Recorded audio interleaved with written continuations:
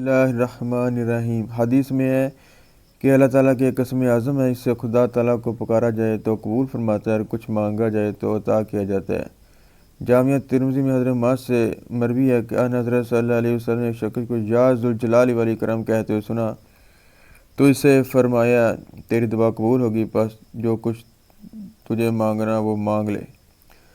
حضرت ان سے روایت ہے کہ نبی کریم ایک شخص کے پاس سے گزرے اور وہ کہہ رہا تھا یا ارحم الراحمین، آپ نے فرمایا مانگ، اللہ ارحم الراحمین ہے، اس نے تیری عنایت کی۔ اسم ارحم الراحمین کی نسبت آپ نے فرمایا کہ اللہ تعالیٰ نے ایک فرشتہ اسم الراحمین کے متعلق مقرر کر رکھا ہے، جو شخص سے اس اسم سے پکارے وہ فرشتہ شخص کو کہتا ہے کہ تو ارحم الراحمین نے تیری عنایت فرمائی ہے، پس جو مانگنا سو مانگ لے۔ سب سے بہترین ذخیرہ خدا کو یاد کرنے والی زبان اور خدا کے شکر کے جذبے سے معمور دل نیک بیوی ہے جو امن کی راہ میں چلنے میں اپنے شوہر کی مددگار بنتی ہے۔ حضرت محمد نے فرمایا جو شخص خدا پر روز جزا پر ایمان رکھتا ہے اس کو چاہیے کہ وہ اپنے ہمسائے کو ایذا نہ دے۔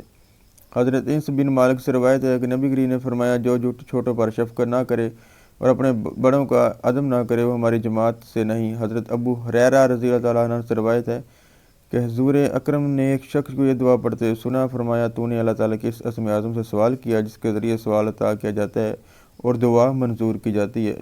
بسم اللہ الرحمن الرحیم۔ اردو ترجمہ۔ اے میرے رب، بے شک میں آپ سے سوال کرتا ہوں اور میں گواہی دیتا ہوں،